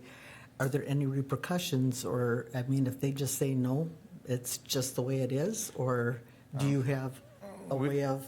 We can shut people's water off for not allowing access to the meter. Okay. So PSC regulates how we can handle customers and how we approach those items. Okay, thank you. Yeah, that would be the worst-case scenario, I would imagine, though, but, Alder Gisselman? Yes, thank you. Weren't these annually budgeted for? I mean, for the last several years, we've been with the new meters. Isn't there an annual budget for these, or was this? Well, I think it's, you know, you can budget for them, but if you're not generating revenues to pay for that, that was the problem. So, you know, as we know, we were late to get our rate increase. We were already making the debt service payments on the new plant before our water rates got in. So, you know, we had basically depleted all cash reserves that the water utility had. So there was really no financial capacity. And, you know, as Eric mentioned, COVID delayed delivery. And so it wasn't until, I think, towards the end of last year that they all of a sudden started to come in. So that's a concern we're going to have as well. Meters are starting to come in now, but they're still 4 to 5 months out. So if we place an order today, it'll be into next year before we can get some. The vendor currently has some waiting for us. They have them in stock, but we expired or used up our allowance or budget for this year. So if we can't purchase them, they're going to let them out to other people. So other communities will buy them. So is it anticipated that they're going to be in the budget for 2025, or? So the proposals that we have in front of you are to use 800,000 of ARPA Right. and then $1 million from the general fund to finance almost the full amount to replace. I mean, it's going to still probably be maybe a couple $100,000 more, but it's going to take a while to get all of these in. But but you're not buying them all. I mean, isn't some of this liable to the general fund for 2026? Because that's when we will get around to installing them. I think we're not going to install them all in 2025, will we?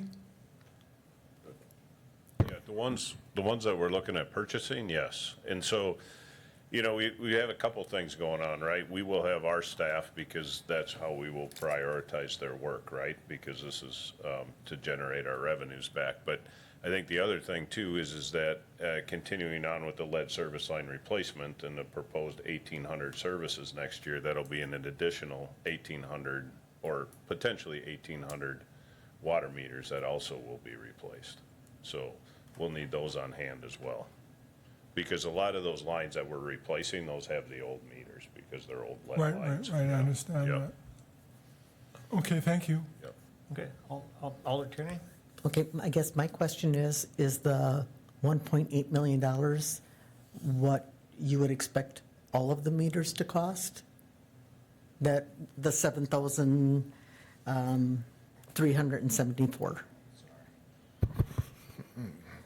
My estimate today would be $2,012,690. Okay, so we'd be $400,000 to $500,000 short. Okay, so how many do you anticipate coming in and being able to replace next year, 2025? You know, if we put 3 to 4 people at it, we could probably get 3/4 of them done next Okay. year. But do you think you would be able to get that many meters next year? I don't know that for Okay. sure. I guess my situation with this is, I think that's what Alder Gisselman was trying to say is, why pay for something in 2025 if we're not going to use it in 2025? Then we kind of come up to that same situation where we had it budgeted before, but because we couldn't use it, we used the money on something else. That's not true. We didn't Okay. use the money on something else. There was no money. Okay, so, So there was expenses for debt service, operations. In their capital plan, they wanted to purchase meters, and they did purchase meters, but they had no cash to actually do it because they weren't able to generate sufficient revenue out of the water utility to fund the replacement of the meters. okay, so I guess I'm confused because it was budgeted for, but they didn't, as Alder Gisselman had said, it had been budgeted for previously. It And was did in they their get that? capital plan. Okay. Yep. And so did they get, it was approved, so the money for that was in their capital plan? The commission had approved the capital plan. That's Okay. correct. So that money was put into the capital plan? Well, that doesn't put money in the capital plan. That just earmarks, I want to buy this. Okay, Because the utility relies on its revenues. So, you know, like as in, let's say, November of 2022, they would have put together their capital plan. At that point, we had no idea when the PSC would give us a rate increase. It was their goal to purchase those. They hoped to have revenues to recover those costs, but they didn't because we didn't get a rate increase. We had, you know, the debt service for the new plant because, you know, as that construction started, we had to pay the interest twice a year. We had a principal payment. We did get 1 year delay in the principal, but it all drained the cash of the utility. So the plan itself doesn't generate cash. It's a plan of spending, but there was no revenue to fund the spending. That's been the challenge with the PSC, right? I Yep. mean, if we would have had that rate implementation 9 months or 12 months earlier when we really needed it, we would have been in a much better situation than Right. we are now. And the million, if you did decide to use the 800,000, obviously you would want to spend your ARPA money first and the general fund money second, because we do want to spend down our ARPA money first. But that $1 million would be a placeholder. You would make that budget modification saying, I'm setting aside $1 million of general fund money to fund the meters. And then as those meters came in, it would, be offset by that $1 million. And I think our justification for that was, if you remember when we went through our financial results at the that long meeting that I gave my PowerPoint, you know, we made money in 2023, and we've made money the last 5 or 6 years. When we looked at the accumulation of funds that we've made during that time period, it was about $6 million. So we felt, you know, again, it's always a balancing act, because Moody's is looking at our financial, you know, the city's financial reserves and saying, you need to have cash to give security to your bondholders, to weather difficult economic times, to be able to fund unanticipated expenses. Those are all reasons that we have reserves. But in talking to our financial advisors and, you know, managing the city for 30 years, it feels like we would be able to allocate $1 million of general fund money, knowing the benefits that we're going to get. The benefits of not having duplicate expenses, the benefits of the elimination of the loss of water and what that will do to the revenues. Even though we haven't funded 100% of the meter replacement, every time we replace a meter, we're going to be generating more money, right? So it will have a cumulative impact that will allow us then to get that last little increment of meters replaced out of the revenues that the water utility generates itself. So that kind of is the vision. Yeah, and I think the purpose of this agenda item is more of discussion, because we're going to want to rank this before Yes. we do any action on it. So, And knowing that the council was going to consider the solar, and that we do want to, you know, bring you all of the opportunities for ARPA dollars so that you can evaluate and compare things, we wanted to bring it up. yeah, so this could be a instead of moving forward with the solar project, it could move forward with the meter replacements. Right. So, Alder Killian. Just want to clarify, excuse me. If this moves forward with ARPA, then there will be nothing for solar array, is that correct? That's right. And that doesn't eliminate the project, because there was discussion about financing it through long-term borrowing as well. And you could borrow money for the meters too. It would have to be general obligation. It has to be city debt though, because the water utility can't afford to fund the debt of the meters themselves. It couldn't be a revenue bond. Right, Yeah, it right. would have to be general obligation Yeah. note, so, which carries a little bit higher rate, too.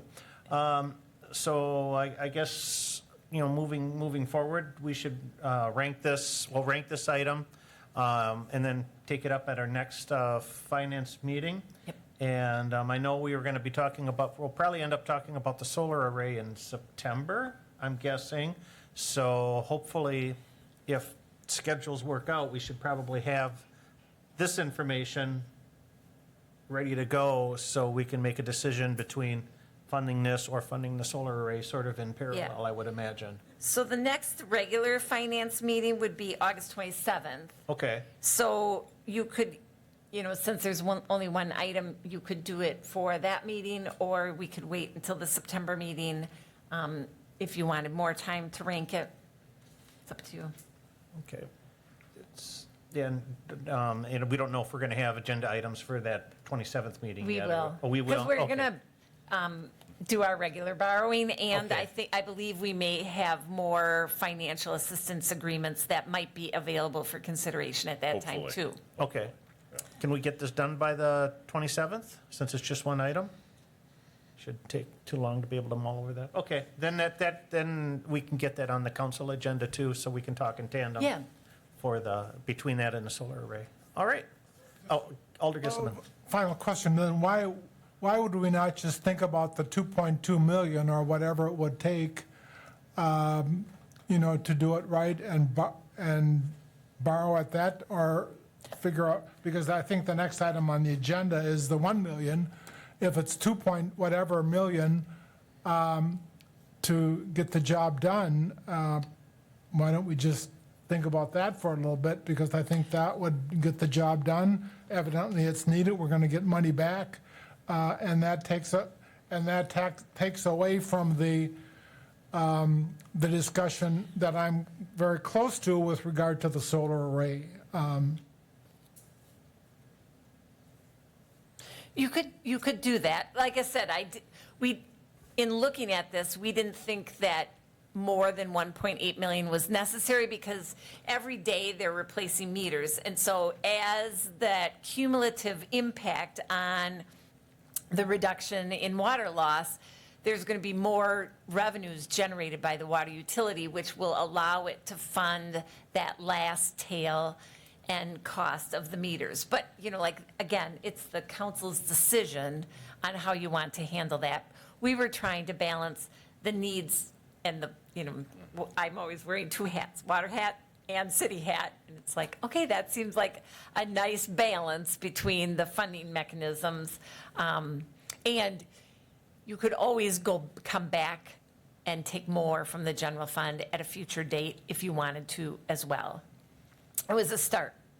And maybe that segues us, maybe we should just move into, since we're talking about that, item number 4, a discussion and possible action approving budget modification from fund balance for water meter purchase of $1 million for Wausau Water Works.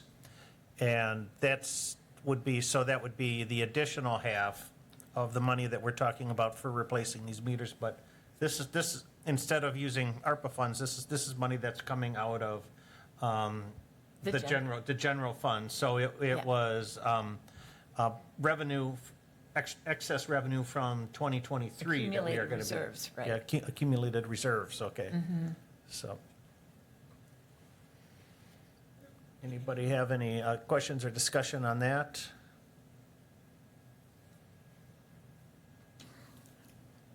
Alder Tanner? Yeah, I think that needs to be revisited once we know where that $800,000 is going to go, because is it going to be $1 million? Is it going to be more than that if we don't use the ARPA funding towards this? So I think maybe we need to kind of move that down the road until we know where that 800,000 is going to go and how much they may or may not need once that decision is made. Well, I think they need at least the full 1.8 million, because it's Right. a complete replacement would be 2.2 million. Right, but what I'm saying is, then we would have to revisit this again to do additional funding if the $800,000 went to solar. So we would have to come back and look at not only the 1 million, but the additional million plus. So yes, I understand that they need the 1 million either way, but then we would have to revisit Okay. this if the 800,000 went to solar. So you're thinking maybe instead of maybe talking about a complete general, like a note or something, or? Well, that's what Alder Gisselman was saying. I mean, it's not something that I necessarily agree with, but Alder Gisselman was saying, why not just fund the whole thing and then do the $800,000 for the solar array, but she said is kind of near and dear to his heart. So that's what I'm saying is we really need to know where that $800,000 is going to determine what they need towards meters. Okay. Alder McElhaney? I guess my position will be, I would like to take this out of fund balance before we do any excess general obligation bonds, even if we decide that we want the 2.3 or whatever it was, and the 800,000 is out there. I would not support, if we have fund balance that we can use, I'm not going to support adding another million on a general obligation bond, which is what, 7 cents on a mill rate, accruing. So that's my concern, is that I understand the overarching argument that we could just borrow the entire 2.3, but I think at this point, at the early budget talks, I would feel comfortable for my vote to go with the fund balance before I would borrow an extra million if it's available now. And I agree with that. I was just trying not to have this conversation twice. I mean, I too would much rather do the $1 million, but again, I just thought that maybe we wouldn't have to look at this twice. That's all I was really proposing. And really, I think from the solar project perspective, it's whether the council has the appetite for it. And then that, you know, because there was more we were going to have to borrow for solar too. Like that 800,000 did not close the financial gap. So there was more. It's about So- 1.25, 1.3 million for the entire project, so. Was that right? I thought it was more than Yeah, that. it was around 1.8. 1.8, okay. Yeah. I was just told that they have redone some of the calculations for the solar array, and the numbers were going to come in less. Oh. Now, I haven't heard what they are yet. I did try to call Dan Barth today. He's going to call me this evening, but I was told that they have redone some of the numbers, so maybe it will be a little bit less than anticipated. Well, solar So I keeps think getting that was, cheaper. yeah, that was the other thing that we thought of as, you know, just from putting a project together. If that didn't close the gap, borrow them, in if the council had the appetite to do the solar, borrow for that project, not borrow for the meters. From a timing perspective, then you would have that money all set. And I think the other thing is, you know, when we borrow money, we have spend down requirements. That would probably be easier to balance with the solar project than they might be with the meters. I'm not sure, but I mean, I would, it's one pocket or the other to me. you know, yeah, like- yeah, you know, it's, I like the idea of, you know, doing everything all at once in one big swoop, but I like to see, you know, if we can use cash reserves that we, instead of borrowing, is always a good thing, because that's going to be cheaper in the long run. And this also gets the process started. The sooner we can get those meters replaced, you know, then that's revenue coming into the utility, and that overall, that reduces, you know, we just saw in this presentation what our future rates could look like, you know, that would stem those increases. Any other discussion? Or Yeah, thanks, Mike. I think it's important to understand too, you know, that the sewer utility uses water usage, right? So this isn't just drinking water that's generating revenue or losing revenue right now. It's a sewer utility too. It's the overall bill. So it has a large impact on the utility. Because our sewer payments are based upon water consumption. That's correct. Yeah. Yeah. Mm-hmm. Okay. If there's no other discussion, I guess I'll entertain a motion. A motion by McElhaney, second from Tierney. And it's a discussion about, and that's they're approving a budget modification from fund balance for meter purchase of $1 million for Wausau Waterworks. So any discussion? All right, all those in favor say aye. Opposed?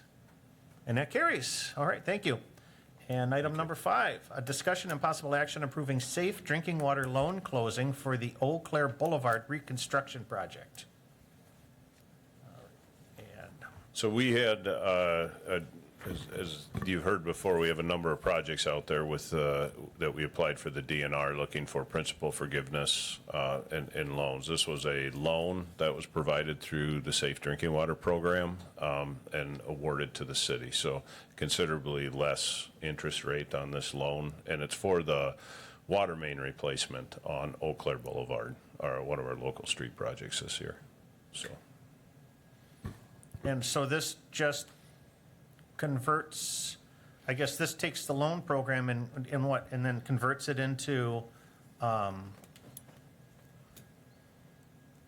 what, then like a general obligation loan or revenue note or something? It's a revenue bond. It's a revenue bond, okay. Yep. Mhm. So it would be funded, the retirement of the debt would come from the water utility. Okay. But the benefit is, it's got the lower rates. Yep. Because the Safe Water Drinking Fund has some of the lowest rates Yes. we can get, Yes. so. Yep. Yep. All right. Any questions? Otherwise, I'll entertain a motion. Motion from McElhaney. Second from Tierney. Discussion? All right. All those And there in- is a small forgiveness to it too, like Oh, is $100,000 I in there. think it is, yeah. Yeah, so, So we are getting a grant, part of it is being funded by Okay, grant. I was gonna ask about Yeah. the forgiveness portion of that, so that's good. Yeah. So, all right, all those in favor say aye. Opposed?